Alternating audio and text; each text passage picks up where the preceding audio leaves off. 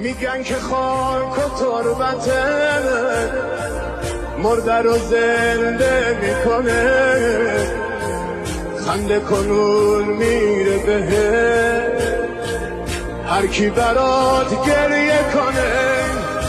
خادم رنگم در رو باز میکنم، برو حرم اصلی رو زیارت کن، تو ذریح رو باز میکنم. گفتم میرم، گفت اما بگم وقتی شبا اینجا خالیه، من بعضی موقع میشنوم یه صدای محزونی میگه وای پسره،